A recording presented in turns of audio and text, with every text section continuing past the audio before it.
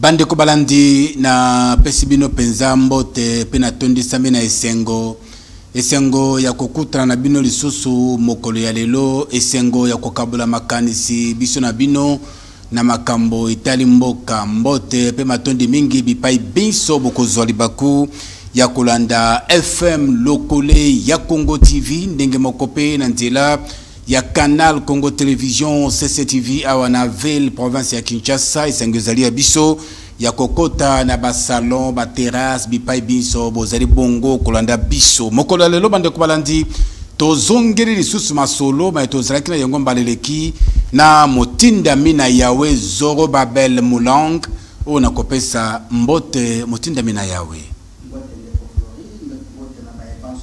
mokolo lelo mbote ndenge na lobaka mingi na ba ponami ya yawe ba élu bawe banzela maboko na mongo ezokoma lettre M mbote pe na bandeko na biso bapele oyo bakoyeba kozongela kombo ya mokeli na bango pote bazwa lobiko.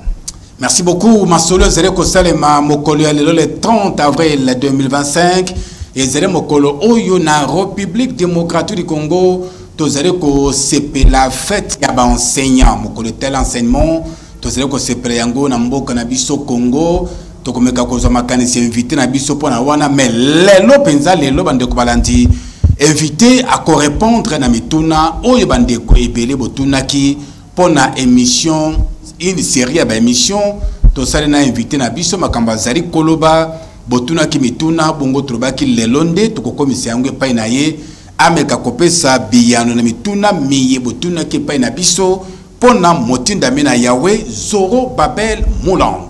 Alors avant de kota na mama na likambo penza lelo zere mokolo ya fête ya enseignement na mboka na biso RDC na kosengo tous la penda mulaite brièvement o meka kota la enseignement na mboka na biso lelo na RDC ezo kende liboso ezo marquer le pas ou bien ezo zonga sima. Merci ndeko Flori na kanisi enseignement na kati ya mboka na biso est régressé mingi zongi na sima makasi et je pense que c'est un secteur très déficitaire parce que bao bazolinga kokamba secteur ango bazali d'abord batoyo baza baumbu ya bamindele jusqu'à présent sur le plan spirituel, donc des copistes mais qui ne veulent pas copier intégralement au mindela zosala lelo, qui restent figés sur l'ordre qui leur est donné la mondele batang sabiso makambo ya époque ya kala. Oyebi nakopesa moi exemple moke tango tozalaki na président Mobutu tokoti na Sisiba enseignement na biso zaka tournure mususu na kati ya tournure wana il faut na sabino que déjà na 6e année primaire mwana azalaki koyeba kokoma correctement.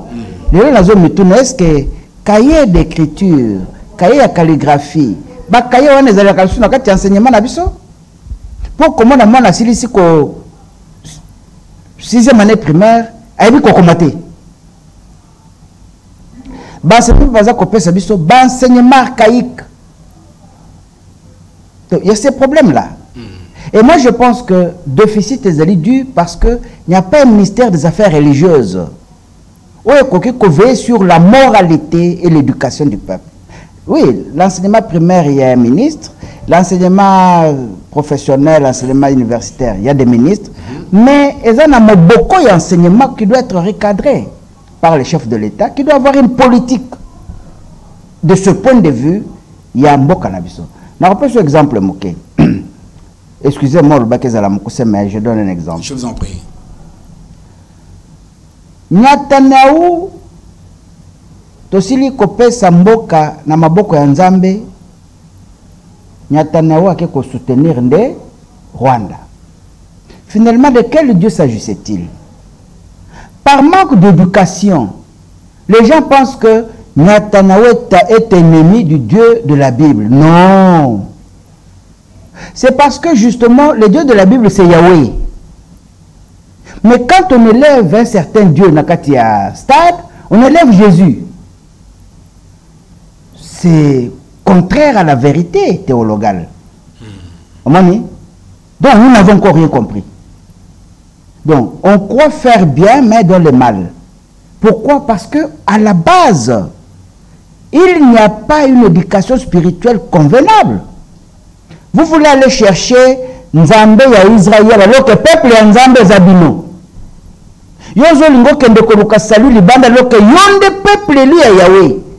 Parce que autant que la Bible était, Bateau va tourner vers la franc-maçonnerie qui est une discipline occidentale. Bateau va tourner vers le catholicisme qui est une religion, enfin une confession religieuse occidentale de Rome. Vous avez qui s'appelle Pessibiso. Mokolo bazako tia katafal ki ya pape croix ya Jésus batie azamotomundu. C'est quel message qu'on a voulu nous donner? Le Vatican pouvait donner la croix, n'est-ce pas? Ça la campagne monde entier. Mondele, mais ces jours-là, je ne sais pas si c'était l'ordre de Pape François avant Koufa. Babemisi, Obabaka na Kourouz azamotomundu. C'est très profond. Voyez? Oui. Donc c'est pour vous dire que tant que nous n'allons pas nous-mêmes valoriser nos propres cultures, qu'est-ce que veut dire enseignement finalement? Surtout que l'histoire. C'est-à-dire notre histoire, ce n'est pas l'histoire de Napoléon. Nos enfants doivent connaître nos épopées.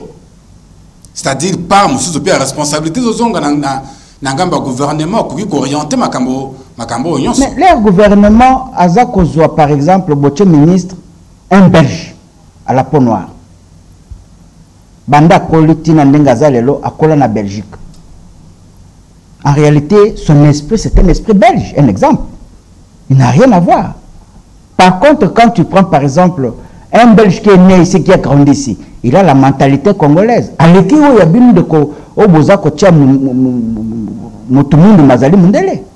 Ouais. Donc c'est ça le vrai problème aux ongiso sima. Enseignement ils ont sima.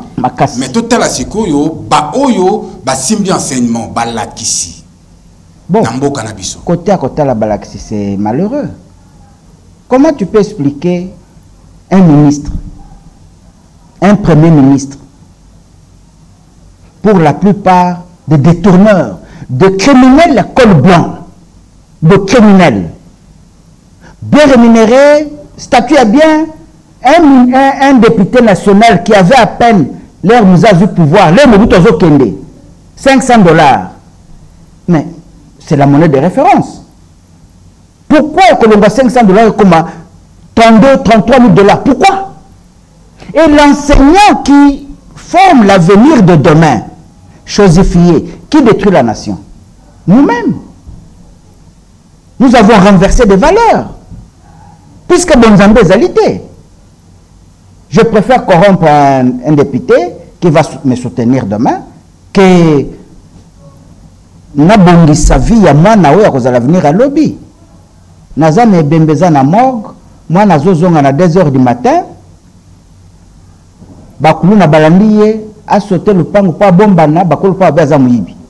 Babeti babomi sauvagement. T'as la mentalité à ton niveau économique. Ezanga mutuma qui a monné dans le baki. Soko lingo baby ça venir il y a toute une nation. Il faut simba éducation. Vous pensez qu'Azan a raison?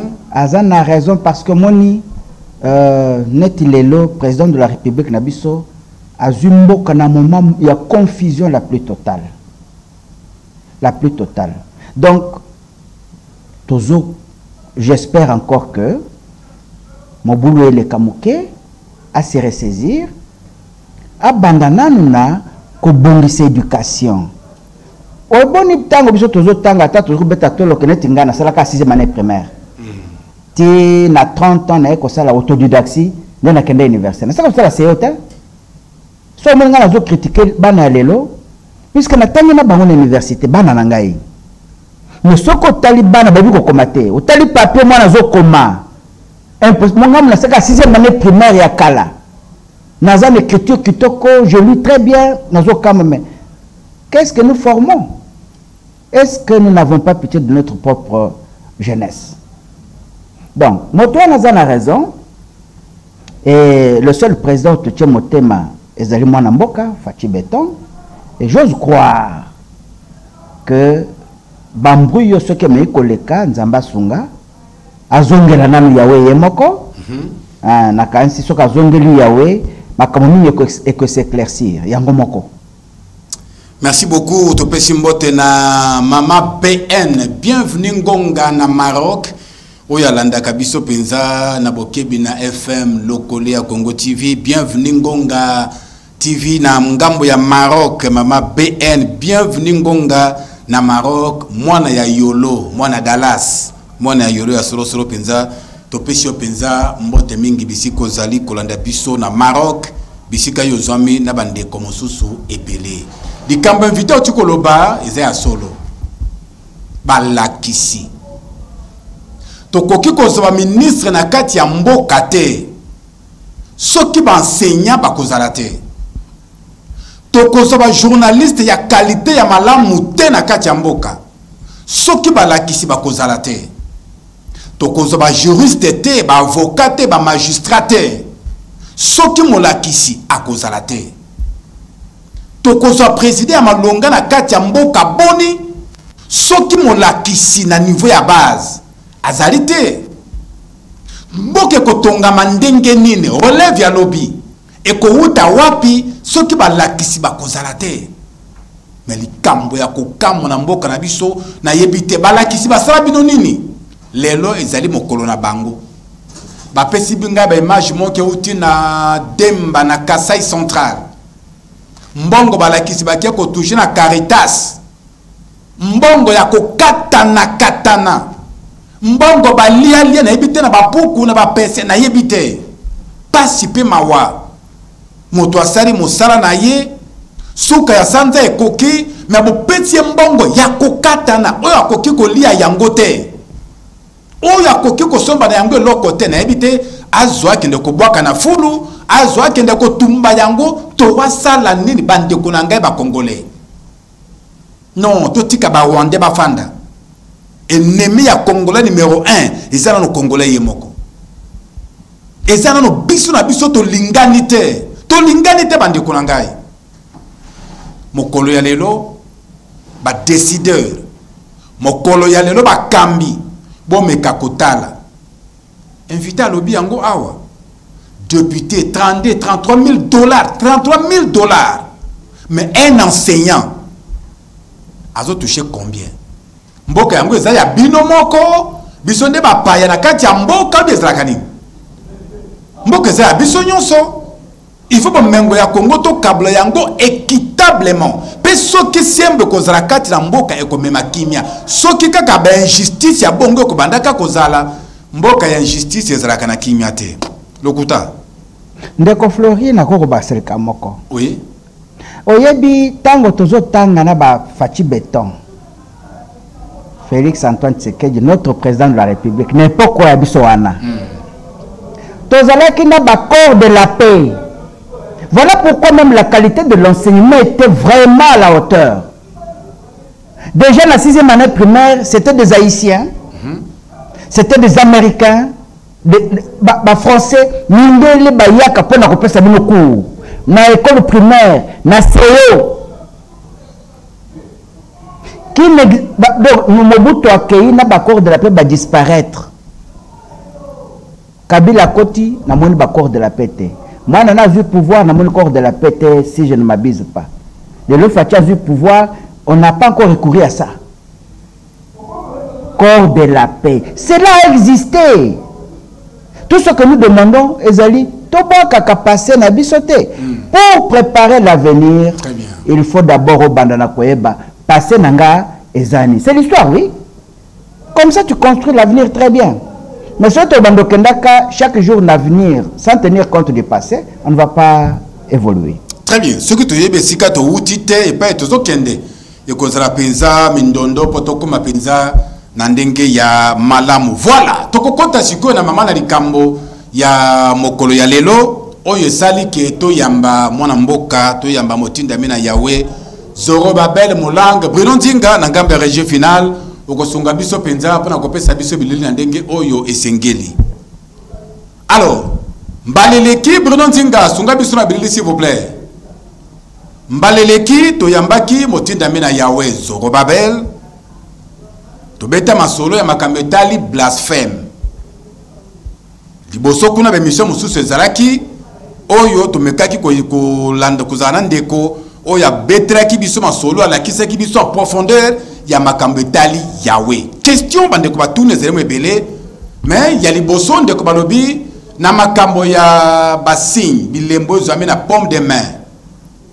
Mais bandeko balobi wana zere biloko ya ça n'a rien à voir na bonzambe motinda mina Yahweh. Ndeko mokalobi est-ce que makambo lobaka wana ke ba élu ba yebanaka na lettre M na ba ligne ya maboko na bango ya paume de main. Est-ce que c'est biblique? Est-ce que c'est bonzambe? On me kana ko expliquer biso na place wana. Merci ndeko. Bandeko basengeli koyeba que les kambuya ba élu na ba appelé, c'est-à-dire ba ponami na ba biengami.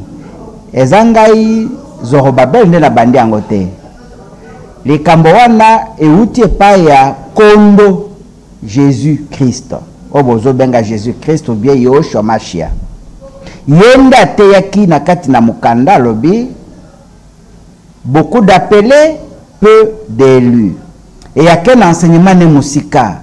Alobi ba appelé eza lokola bantaba. Ba élu baza lokola ba meme. Akesu musika alobi na o baza ko benga parabole de livret du chant.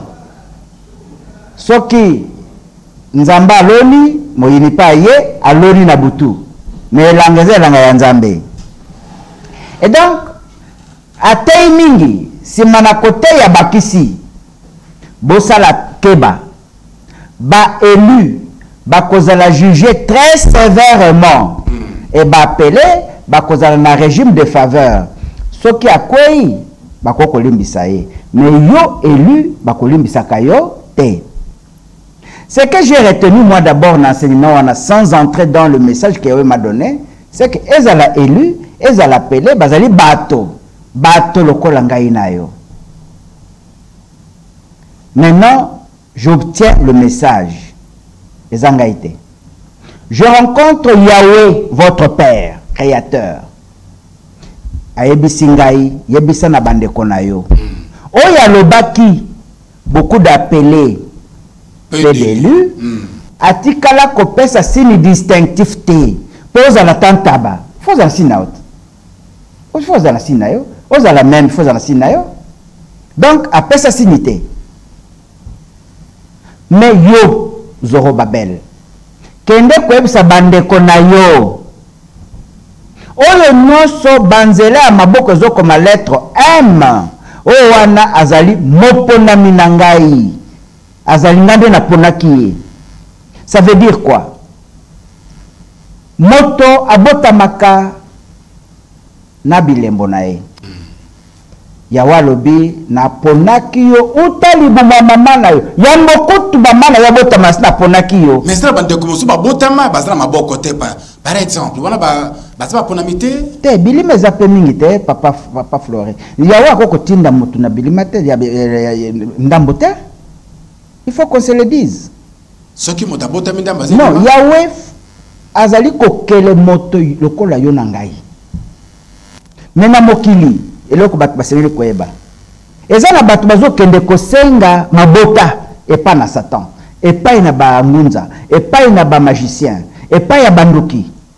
Okobota nini? Okobota bilima. Bilima mususu ekoko za lezo bimba mazaki moto.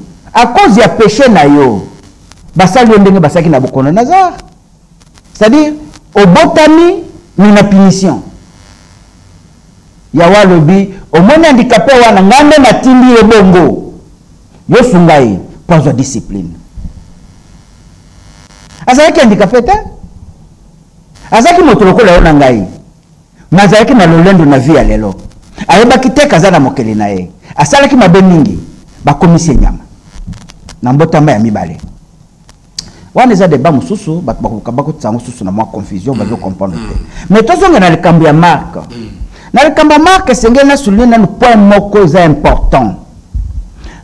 bilembo ya maboko ya moto Satan, disons mokili, avec les anges méchants, basaleli yango kelaso babengaka comment ils appellent ça, bato bazotanga bato maboko, ils ont un nom biblique qui n'est pas biblique, un nom, c'est la chiromancie, je crois, oui, kotanga maboko. Et bango baebile likambo lettre MT, bango soko ke pa na ye olaksi maboko na yo ya tali kaka banzela vebsa yo nzela tongolo za boye nzela boza. Moi je ne vous ai jamais dit ça. Nga na ebisi bino que soki maboko na yo ezali kokoma lettre M tout simplement ozali beni ya Yahweh ye moko. Donc, essengelo zala na comportement exemplaire na mokili, parce que nous devons régner sur la terre. Ce n'est pas au ciel, c'est sur la terre. Et bisonde to sengeli quoi assainir l'environnement terrestre. Alors quand tu me marques, aux hommes à droit, il y a yoko sala mabe pozali na position sociale ozali plus kabanilate. C'est là le vrai problème. Et si tu ne fais pas ça, ce canal est catastrophique. Même ce qu'on a élu, na lettre M na maboko, c'est catastrophique. C'est catastrophique. Parce que c'est conformer à la volonté à Yahweh. Il faut qu'on banga Yahweh. Il faut qu'on banga Yahweh. Je ne vais pas donner beaucoup d'exemples. Je te donne un cas. Il y a une fille qui porte une marque. Que j'approche, n'en approcher, n'est-ce pas? Il y a qu'à au cas de la collaboratrice d'Angaï. Elle tourne la situation, il faut y remplacer Ngaï. Elle porte une marque. Il faut qu'on m'arrête. Bakaninga paye. Arbitrairement. On a passé 6 jours. Le cas Lazali, moi, c'est que bateau bazo kanga sur la tika qui nous a tenu habité. Après ce ordre civil, hein? Simple mot. Après sur la procureur générale. Basa la maman, il faut na boloko avant d'établir quoi que ce soit une infraction. Na bina okenete. Na sengi na procureur général oyo lusa nani Vonde. Na komeli a sengi dossier en communication. Ozomana. Mais na procès verbal o basambi singa. Na yebi kazande konabiso. Na teka molimo pas Satan. Qu'est-ce que j'ai fait? Na lobi kaka ngai personnellement na limbisi yo. Ta méchanceté talio. Que Yahweh aussi te bénisse kende na yo. Azolu kaka kamye ngai nazo kipete parce que je sais que souka na ye kozala catastrophique. La Bible a raison. Alors, c'est ce comportement que nous voulons. Yesu atei bato Yoshua atei alobi soki babeto mbata na gauche pesa le sous moto makasi wana abeta na droite. Moi je l'ai expérimenté. Bambate kisani non, ngai naza régler circulation routière. Wana za roulage na Goma. Moto ya telemi liboso nanga na moto na ye. So talita inanga yazaki vraiment mukuse. Mukuse vraiment par rapport nanga. Yo, longo nanzela. Alors que je suis en tenue militaire. Pendant que naza ko régler circulation ou ao. Mais obeti ka bitala zo boazol basusu obeti ngai. Olingna beta le susu, na belo beta.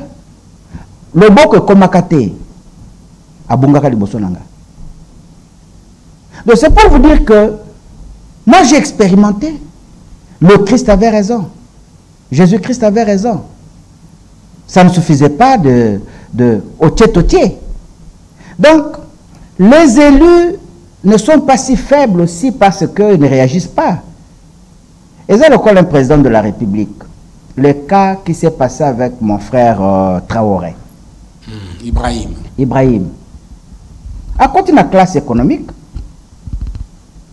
parce qu'on ne peut pas supposer qu'un président a côté de la classe économique.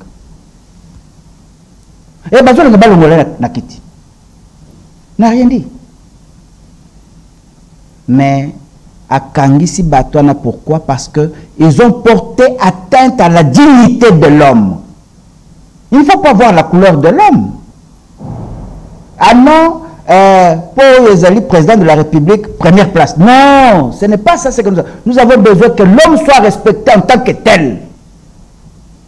Est-ce que Fleury est un homme? Oui. Tout respecté. Alors, tout le cas, la question de Komosusu. Allez-y. De Colombie, na makambetali blasphème. Yomokona nous allons mutali bosso. Ozo sala yango. Allez-y. Na makambozali koloba concernant Jésus-Christ. Ah, ok. Et la question c'est quoi? De Colombie, il faut motindamina Yahweh aye que Jésus-Christ azali véritable Dieu. Oya sra li kolope na se. Merci. Ndeko landa malamu réponse nangai et nako senga ozala disposer à koyokanga malamu. Jean chapitre 1 verset 1 à 4 5 et le Bible. Au commencement était la parole. La parole était avec Dieu, la parole était Dieu. Toute chose a été créée par la parole. Et la parole s'est fait chair. Voilà. Je crois que c'est clair. Vis-à-vis des choses, Yeshua Nzambe. Parce que quand Yahweh créait le monde, plein de choses, ces choses ne sont pas fabriquées de ses mains. Azaraki Koloba. Que la terre soit, la terre fut. Que les ciels soient, les ciels fut. Que les eaux se séparent, les eaux se séparent. Il n'a pas porté une autre action physique. Là, je parle de la Bible. Maintenant, il y a un balobi que yangonde bimaki na mokolo ya Yahweh na monoko na ye. Et la tinzoto et na mokili lilobawana. La nanga bien. Mais moto akelami ndenge nini? Moto akelami, créons l'homme à notre image, l'homme n'est pas sorti ces jours-là. L'homme ne fut pas. Bible poursuivre. Yahweh ayaki kozwa limon, limon ezali argile, qu'on peut appeler argile, ya mai. Asali statue ya moto. Tango asali kosala statue, atia ngompe ma souffle de vie. Et l'homme est devenu un être vivant, a commis moto. Créons l'homme à notre image, c'est-à-dire moto Nzambe. L'image visible, Yahweh, n'est moto. Qu'il soit appelé, qu'il soit élu, image Nzambe Angwana. Créer l'homme à notre image, à notre ressemblance. Cependant, moto wana na bonzambe na ye asengeli kaka ko se prosterner kongumbamela nzambe oyo akelaki ye. C'est ça l'obligation. Parce que là nzambe asili kokela moto asengi banjelu nyonso bikela mo nyonso ekelama na liloba wana bangumbamela moto. Si vous devez croire à la Bible. Et dans la même Bible, c'est à l'homme qu'on a donné le pouvoir. Yakope sa kombo na bikela monyo nyoso. Motonde apesi kombo Angelo Michael, Satan apesi kombo Samael, bakombo nyoso. Mais kombo ya Yahweh, moto apesa kayete atikalaka kopesa ete. Moto apesa pe yangote tilelo. Quand vous lisez bien la Bible, kombo ya Yahweh yemokonde a révélé ango bateau. Plusieurs fois. Et sinon, quand vous lisez Genèse chapitre 2, verset 4, dans les vraies Bibles, au côté comment déjà dans l'Ancien Testament, na au besoin de l'Ancien Testament, pour ngai nebi que l'Ancien Testament, au besoin de l'Ancien. Je bi que zanine. Non, ce sont les Écritures saintes. Par exemple, le nom de Yahweh n'est pas mort. Ça va bêtise, baza ko sala na bato. Donc, maintenant tozongela comparaison baza koloba. Jésus est Dieu. Ngana contesté té. Parce que il a créé les choses. Mais c'est Dieu créateur des choses. N'a jamais créé un homme. Je mets tout le monde à défi, va contredire ngai ba l'exangé passage moko kaka, ouais la que Jésus même l'air aye na mokili akelaka moto. Parce qu'il y a des miracles où Jésus a zwa mabela tsali boye et bien bandek des choses. Mais pas un homme. L'homme c'est la propriété privée ya Yahweh yemoko. Et mission nga na yele zalia moto atika kosambela binzambi nzambi azonge la colonaye. Et quand vous prenez Jérémie chapitre 11 verset 10, ce qui n'a s'est trompé na passage, alors ça sera chapitre 10 verset 11. Ce qui botangi yango le binini, tous les dieux doivent disparaître de dessus des cieux. Ma question Zali. Allez-y. Kombo ya Emmanuel. Pona motinda mina Yahweh lubela kaonini. C'est comme si aux autres nanga, kombo ya Zorobabel, ezo laksani. Kombo ya Jésus utuapi. Jésus, quand vous lisez d'autres Bibles aujourd'hui, Josué c'est Jésus. Au moins, il a commis Jésus. Josué a commis Jésus. La vérité, c'est que dans le Nouveau Testament, on n'a pas repris Emmanuel. Nulle part. Ça pourrait aussi être objet, il y a problème. Il y a mituna. Mais Emmanuel Laxi, Dieu est avec nous. Dieu est avec nous. Non, Dieu est avec nous. Et Zali quand on parle de Théophile, que veut dire Théophile? Théophile, ça signifie, c'est pas Dieu parmi nous. Ça peut avoir une signification. So, kamati par exemple, bakombo zamingi. Bakombo zamingi. Jésus signifie quoi? C'est Yoshua. Mais Yoshua véritablement l'axini. Et l'axi Yahweh sauveur. Yahweh sauveur. Ce n'est pas lui le sauveur. C'est Yahweh sauveur. Joël. Elle n'est pas Dieu.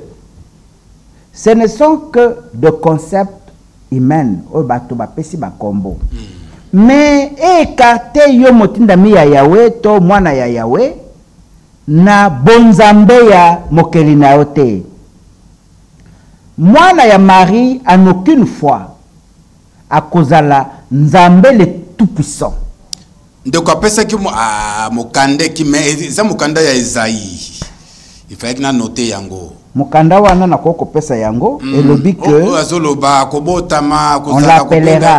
on l'appellera. Bah tu fais bah que le concept on c'est un pronom indéfini. Ce n'est pas Yahweh qui l'appellera, ce sont les hommes. On repère ce exemple. Moko la transfiguration, Jésus n'a deux autres prophètes. Quels prophètes? Des grands prophètes de la Bible.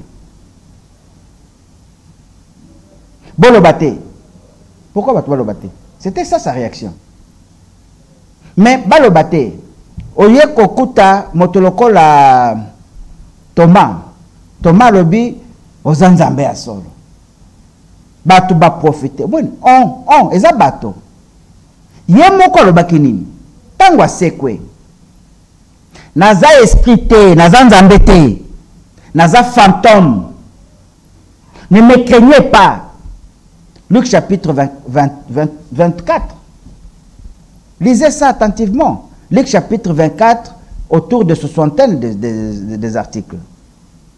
Nazali, d'ailleurs, bopesa ngambi sinalia. Yawa alia kate. yawa akendaka toilette te wana ezali comportement bato mokili yawa sokolaka mai te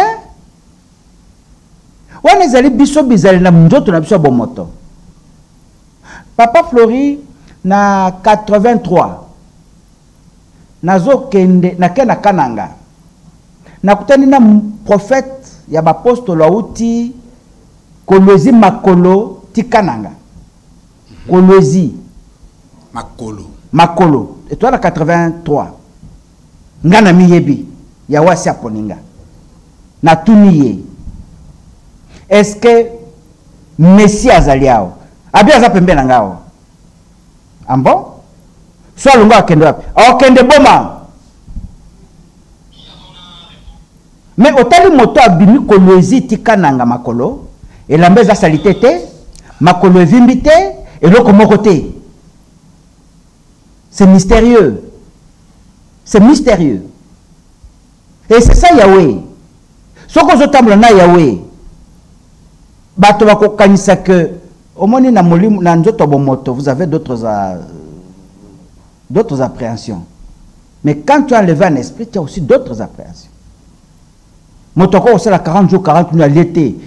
À éviter ce qu'il y a c'est comme le jour d'hier, c'est les 1000 ans d'hier, c'est un jour mort pour Yahweh. Et donc, ce qui ndeko otangi malamu, Matthieu chapitre 12, verset 31 à 32. Mokande lobi, les blasphèmes contre le Fils de l'homme.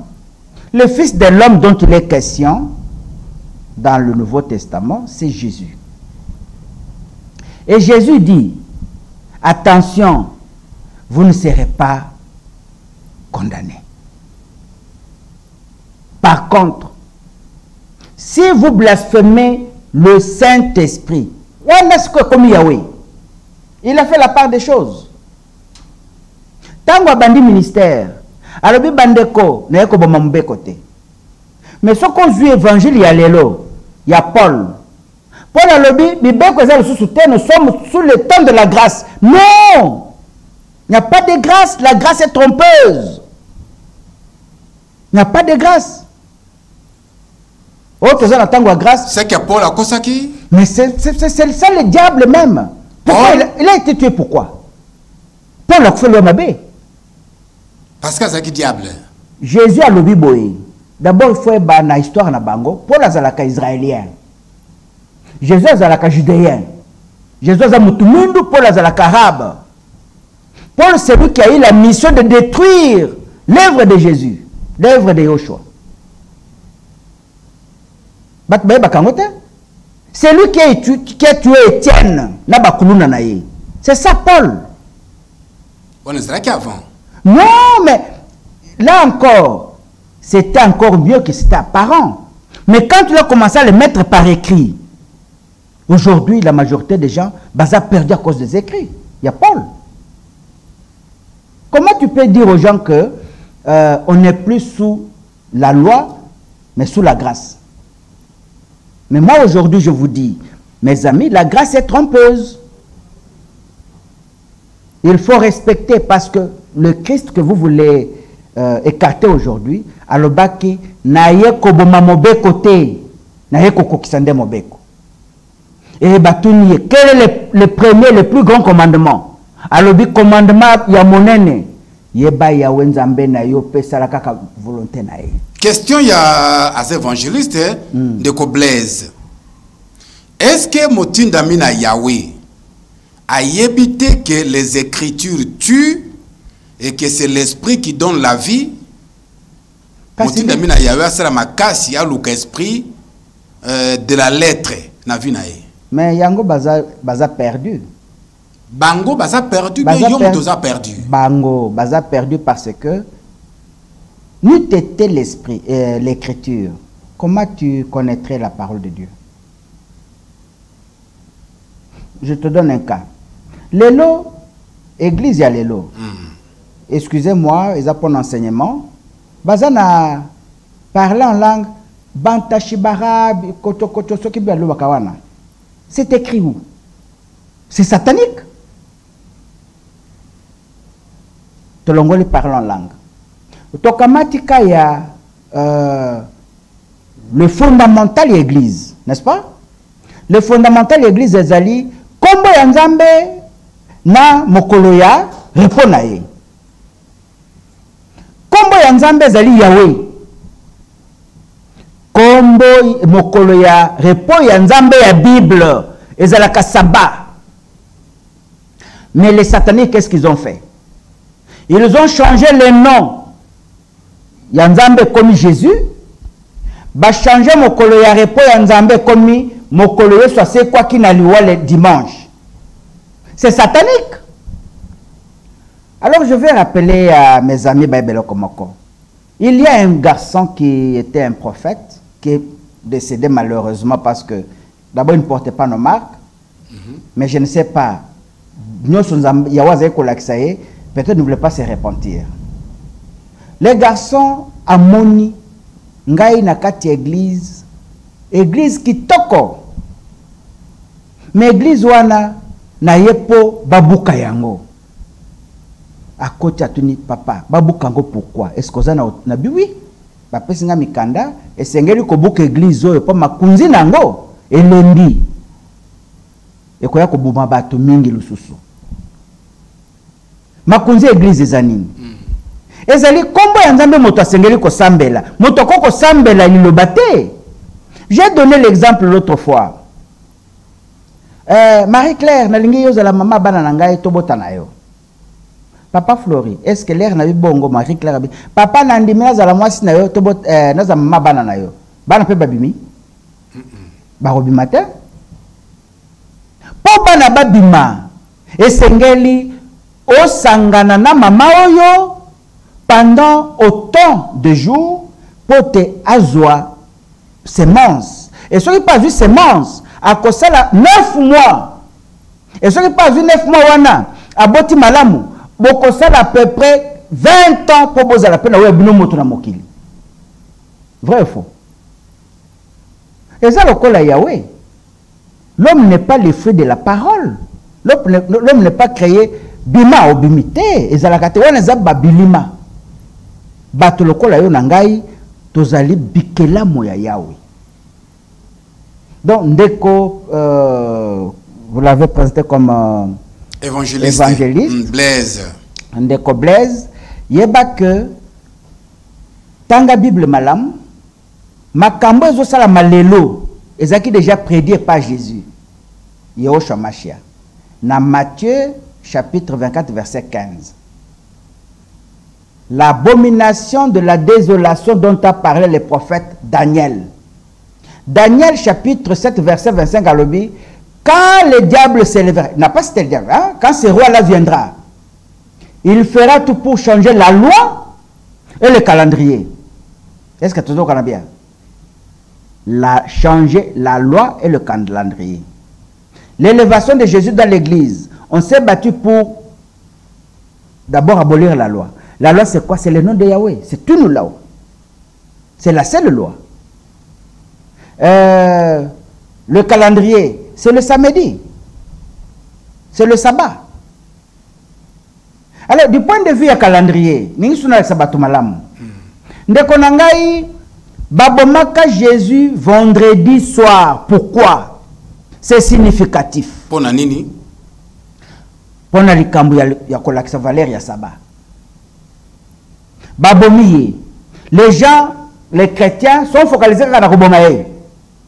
Mais ils ne savent pas que c'est vendredi soir. L'air babomiye. Corps est kalaka croix d'après la Bible. L'anda version en a bien. Balongola ka corps est pas à Joseph d'Arimathée. Baké ko tchango na sépulcre. Bakundaka été. Ba tchaki le corps mutu baké ko tchana na mort. Na mort oui. Il fallait pas mbombe yango po ekobeba. Et la culture ya bayuda, bazali ko kundate. Bazali ko sala bobega ono batumbaka wana insémination. Incinération. Beaucoup ya ko zonde ndambu ya poussière ya ndoto kondo bobombi en titre de souvenirs. Donc bakundake na nute. Mais bato nyonso babangi, c'est la communauté ya Yahweh. babangi mokolo ya saba baso bakende kosomba baromate l'air bazongi bakuti que saba ebandi baboyi kwambomeye conformément à la loi. Botala Matthieu, Luc chapitre 23 verset 54, 53, 54 nasuka. Bambomaka été. Et le dimanche, basi l'air baye, bakuti que tombo eza vide. Batuni ye kwaya kazali jardinier. Monseigneur, bah qui était que ça Jésus. Parce que pas basi ya bayuda, mobile azali Seigneur. Monseigneur, tu n'as pas vu notre cadavre, s'il faut l'appeler comme ça. L'air à baluki, oya benga ki Monseigneur a benga ce qu'on a combo. Marie, ayoki ce qu'on mungongo ke, oya kanisa ki Seigneur, eza Seigneur te. Yewa nande yazoruluka. Tango a baluki a bengi nani. A bengi ye rabbi, maître, mokonzi nangai. Donc, motei nangai. Non, il y a beaucoup de sentiments. La religion qui est venue nous supplanter, et c'est une religion oyo impérialiste. Abundaki Tocha Nzambe na biso mo Congo pour tous bien colonisé. C'est ça que les gens ne comprennent pas. C'est ça le vrai problème. Bato nyoso bayeba que Yahweh ndenzambe batomindo. Motomindo azali mo ekelamu ya liboso ya Yahweh. Et comme on a et yaka pour la première fois en Afrique, pour la deuxième fois avec Moïse sur le mont Sinaï en Afrique, pour la troisième fois avec Zorobabel en Afrique. Ozate que zomi mabatuna kati na libunga te mais ozozongi sabatuna nzela ya malamu. Nazozongi sabatuna nzela parce que il n'y a pas de salut en aucun autre nom. Ezaka na komba nani? Ya Yahweh. Ya Yesu te? Te. Lisez bien. Yoka kama kona kopesa ndeko na ngai na kasi pour la question ane la dernière réponse. Quand vous lisez la Bible, il y a deux mots qui échappent à l'attention et à bataille. Le concept la foi et le concept croyance. Vous voyez? Batbazo kansa keler balobi croyez en moi na komi nzambe te ndimela maloba na ngai nazo te ya yo mokela likolo na se ndimela ngai pozo bomoi e na sengi yo soko ndimi ngai tia elikia na yo kaka na ye. C'est ça la foi. Soko zui mokanda ya Marc chapitre 11 verset 22. Jésus a dit, ayez la foi en Yahweh, en Dieu. Alors, la foi n'a été. La croyance, alors dans Matthieu, dans Jean chapitre 14, croyez en Dieu, croyez aussi en moi. Mais ce n'est pas la foi. Premier élément. La foi, c'est relatif à la prière. Motufo senga nzambe na yo. Mais qui est venu changer ça? C'est Paul, dans l'acte des apôtres. Alors, Jésus a dit la foi en lui. Deux paroles diamétralement opposées. Mais heureusement, et le bam na côté. Pour Jésus, Yahweh. Pour Paul, Jésus. Alors, en tant que motin d'Amina Yahweh, concernant écrit à Paul, tu vas saler la yango, tu vas tiango carrément de côté. Moi, je pense qu'il y a tellement de sentiments et de mensonges que mon toi s'engele écarté yango. Je vous donne un cas. Un cas très simple. Paul a fait ça, Ésaïe 52, je crois, dans 4 actes des apôtres. Les pieds, les pieds de ceux, au pluriel. Ceux qui prêchent la paix au nom de... Non. La Bible parle de celui. La prophétie parle de celui qui vient. Ce n'est pas ceux. Donc Paul voulait se faire aussi un Messie. Puisque moi, dans la Bible, ndeko Flori, bandeko nanga bozolanda, vous ne pouvez pas vous autoproclamer vous-même. Okukufa. Il s'était autoproclamé. Pour leur faire qu'il bakata ye mutu na Rome. A kota boloko zo kende kufu boloko ya bozoba. Ya bozoba comment? Bakangi Paul pa na bango. Bazo sambisa ye, bako sambisa na noté à sali acte d'appel. Bazo bon. Là la sali acte d'appel, bande konele batabi mais pour la sali kamba mabeta. Oui, azaka mobomi mais abomi motute. Totiki. Ba vérifier na dossier, ba koti pour la sali acte d'appel à Sengi empereur ya Rome. Ba bien, le quoi le sengi na empereur, kende ka sina Rome. Ndebo batinaka Rome na Paul na Rome. Azaki prisonnier hein. Mais là la commune à Rome. Rome ezalaki na souci ya ko utiliser le banzambe pour la conservation monde mobimba. Et celui qui était utilisé comme ministre, c'est Paul. Paul est comme bon a comme kondimasko le banzambe ya biso ba Yuda. Bakanga Paul akota boloko asama belé. Ti ba ko bimisere ba kufa mukolo moko na Pierre. Mon frère, Zorobabel, c'est biblique. Agé chapitre 2, verset 21. Mon élu que j'ai choisi. Et quand je viendrai, spécificité nangai, je ne peux pas faire de miracles. C'est par l'esprit de Yahweh que tu régneras, c'est par l'esprit de Yahweh que tu gagneras tout. Et comme ce sont bien. Attention. Pourquoi Yahweh le loba miracle? Aboy miracle le pour nani? Magie le kimingi na kati. Le même chose, Satan aussi le fait. Et Satan va même plus loin.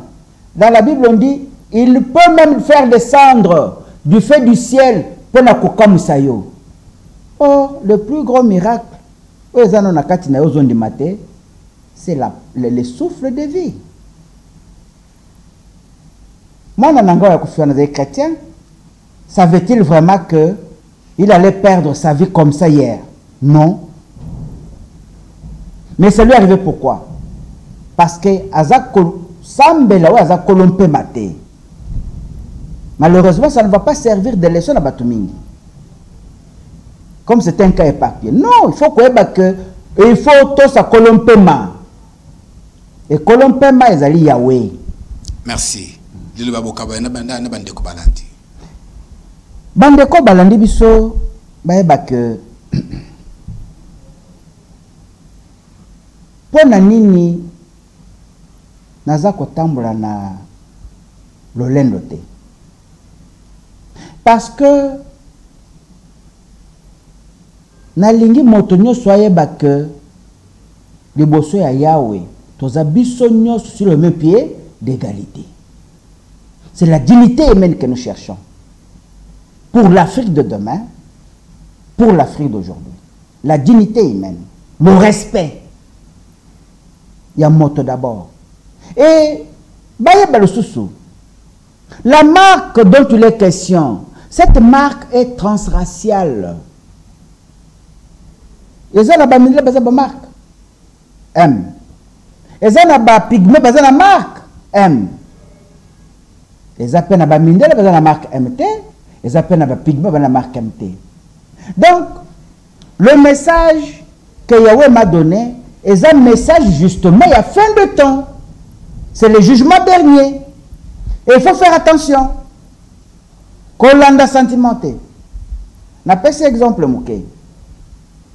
Na pongo de télévision nangai na moni un pasteur culte bandi batondi. Nengine sabino lelo. Bitunga wani foto tonga boye. Bilutunga na chewa na kuna ya $5,000, ya $1,000, ya bona boye. Banani bazana mbongo, bato bandi bayaki na kati église. Moi je pense que c'est pour prier. Bien sûr. Bah, que ça, c'est quoi concurrence en bon. Bah, oui, à 10 000 babimi, bah, tiens. Donc, les monnaies à 10 000 $. Oui, à bon, bah, si. Et pasteur, a bandé au fin de sous batoussous. T'as le baoui. A tchéchi le corps, moi, c'est malonga. Bando, femme, qui n'a quitté. Et le causate. Mais, c'est ce genre de dérapage. Nga inde kolo le banzambe. Batoa na bazali na ba père spirituel. Moi, je n'ai que motomoko na mokili. Oyo akutana na nga na nzoto bomoto. C'est l'ange de Yahweh qu'on appelle Badibanga. Mes missions, nazu yangwe pa Yahweh moko. Nazu mission na nga na mutumoko mokili boete. Donc c'est pour vous dire que naye pour na kobimisa peuple africain de manière générale, nakati ya boumbo tozali ko vivre, nakati ya oppression tozali victime, nakati ya bosoto yo bandeko na biso. Fotondima parce que mokana nzambe lo benini. Soko tchenga mo Congo. Yo na kokango miso. Na kufongola voisin no miso. Voisin na yo akuzwa yo na boumbo. S'en sortir. Merci. C'est moi qui vous remercie. Merci beaucoup, Motinda Mina Yahweh. Zoro Babel Moulang, Azraki invité Nabiso. Le Zraki beaucoup plus pour couper sa réponse dans ma question. Autour Kibiso pour ma solo, Tozare Kosala Motinda Mina Yahweh. Zoro Babel Moulang. Te remercier Mingi Pambatan Dimaki pour répondre à l'invitation à Biso pour couper sa Biso Biano. Et l'on a bien de bande Kobalandi la Kanisi. Mais tout le monde ce que Tikali prochainement, Tozanaye. Tokokoba akozanga pete kopé sa biano. Merci na bino banso bozilo occasion akolanda biso mais awa toza penza na mawa mingi awa na Canal Congo Télévision pe Radio Liberté Kinshasa moko penza ya ba journaliste ya tongo ya CCTV Ralik Maman Charlie Bamungu. Maman Charlie Bamungu, voilà, merci beaucoup. Yowana aoti kotika biso mokolo ya lobby. Ce qui CCTV ezali o ezali lelo bango bazali ba pionnier ya liboso na 2004 na mois d'avril bango nde babandaki makambo oyo awa na Canal Congo Télévision CCTV nde katiki biso na pasi na motema penza nzamba kanisira ye na nyoso asala.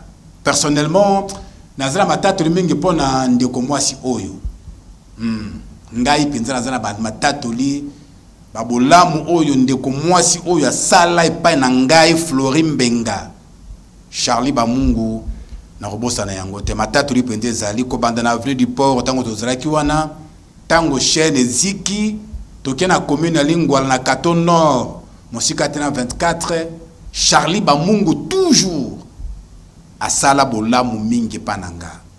Yango ta on a dit que madame que maman Charlie a confié en dimaki yango te. Mais tout sera koboni. Nzela na biso c'est Motinda Mina Yahweh. Nzela na biso eza volonté Yahweh te mais nzela na biso surtout pour na kozanga koyeba kombo na ye. Mais je présente mes sincères condoléances. Vraiment. Ndenge trajectoire otangi wana c'est que naeba qui est bien. Sauf qu'on n'était pas familier. On a landaka binoti na kato. Exactement. Tobandaka na port. Donc je regrette aussi. Mais pour ceux qui sont restés, nazako sangelo komoko. Toyeba kolumpema. Toyeba kolupema. Merci beaucoup. C'est moi qui vous remercie. Merci pour Nathalie wana vraiment. Merci Nabilo Basso Bozaki occasion biso merci. Georges Bengue Babouli Azraki Simana caméra régie finale Simba Makina Brenon Zinga. Merci beaucoup Nabino Basso Bozaki Libaku ya Kulanda Biso. Mama bienvenue Ngonga BN mwana Yolo mwana Dallas na Maroc na pesi mbote bande kopie ebele bolanda Rabiso partout dans le monde na pesi bino mbote bande ko ya Kisasa bande ko ya Afrique bande ko ya Europe bande ko ya Amérique mbote na bino bisika nyonso bozela bolanda kabiso na kanisi président Jean-Robert Bopenda na Nouvelle-Zélande mbote penza na yo génération Jean-Pierre Bimba na pesi penza mbote masura le komina suka ale botikira malamu tokutani mbale ya sima bye bye.